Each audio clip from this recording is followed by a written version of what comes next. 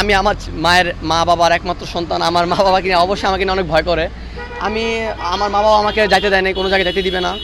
আমি প্রতিদিনই কোনো প্রোটেস্টের সাথে ছিলাম। আমি আমার মা বাবাকে না বলে গেছি, ব্যাচের নামে গেছি, দেন অনেক কিছু নামে বলে গেছি। এখন যদি আমার মা বাবা এটা দেখে, আমার মা বাবা অবশ্যই আমার উপরে চিল্লাবে।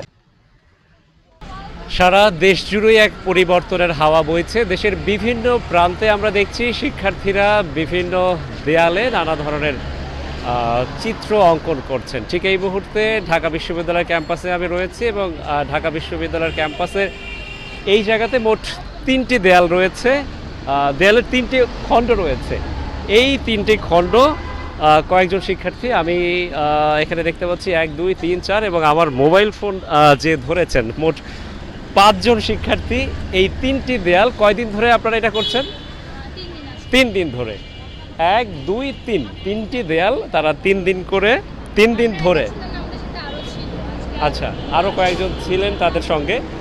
তারা এই দেয়ালে অনেক কিছুই এঁকেছেন, অনেক কিছুই লিখেছেন। আমরা একটু প্রথম ওইটা দেখি।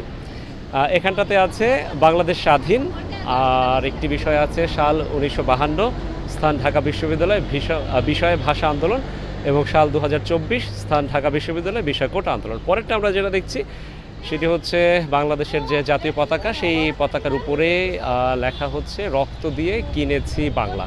দারুণ একটি লেখা। এবং পরের দেয়ালটি যদি দেখি সেখানটিতে আছে নেভার বি অ্যাফ্রেড। এখানে হচ্ছে কি বাম পাশে যে এটা হচ্ছে কি মুগ্ধরই, মানে মুগ্ধর আমরা হচ্ছে থিম ঠিক করছি যে সে হচ্ছে কি ভাইয়া যেহেতু আর কি পানি দিতে দিতে ওনার আর কি চলে গিয়েছে উনি, তো ওনার লাস্ট স্লোগানটা ছিল পানি লাগবে পানি। তো এখন এই জন্য আমরা ওনার এটা ঠিক করেছি নেচারেরই করে দিব।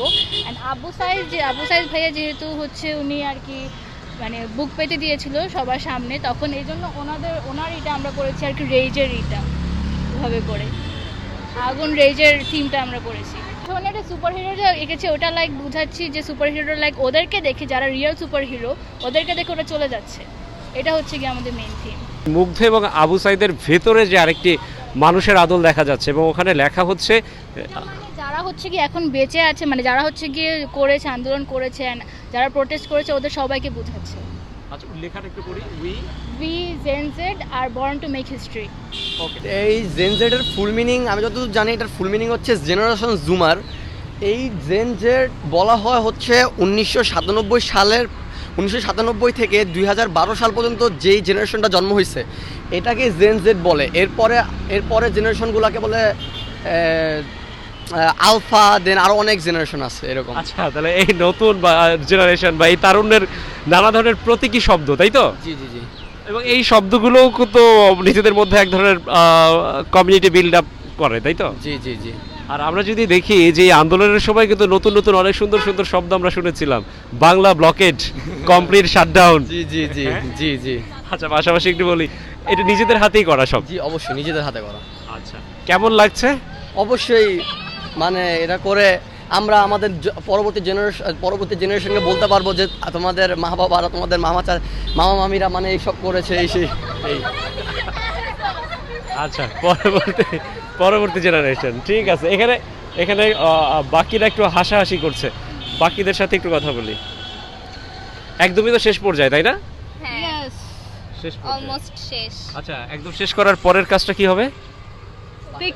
পিকচার নাও সবাই মিলে কেউ না স্টিল করে আইডিয়াটা, আই প্রমিস। আচ্ছা, এই একসাথে ছবি তোলার যে একটি আয়োজন আছে সেখানে কি আমি থাকতে পারি? একটু অনুমতি চাই যদি। হ্যাঁ, অবশ্যই। আপনি ইভেন অনেক ধৈর্যের সাথে আমাদের সাথে ডিল করছেন, যেটা অ্যাকচুয়ালি অনেক ইন্টারভিউরা এসে জাস্ট র্যান্ডমলি আমাদের অর্ডার দেওয়া স্টার্ট করছে, এভাবে পোস্ট দাও, এটা করো, সেটা করো। আমার কাজ করতেছি ওইটার পিকচার না।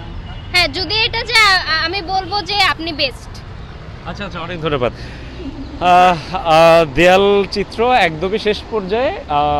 এইখানে সবশেষ যে লেখাটি রয়েছে, আমরা দরিদ্র নই, দুর্নীতির শিকার, তাই দুর্নীতিকে না বলুন, দুর্নীতিমুক্ত সমাজ গড়ে তুলুন। এটাই হচ্ছে এই যে 3টি দেয়াল, তারা বা দেয়ালের 3টি খণ্ড বেছে নিয়ে 3 দিন ধরে এখন এখানে 5 জনকে পেয়েছি।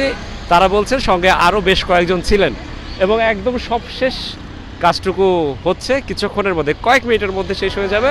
এবং আমি একটু অনুমতি নিয়ে নিয়েছি তাদের সঙ্গে একটু ছবি তোলার, জানি না সেই ছবিটাও পাবলিশ করা হবে। সব কিছু মিলিয়ে ওই তাদের কণ্ঠেই বলতে হয়, এই তারুণ্যের কণ্ঠে, যে আমরা দরিদ্র নই, দুর্নীতির শিকার, তাই দুর্নীতিকে না বলুন, দুর্নীতিমুক্ত সমাজ গড়ে তুলুন।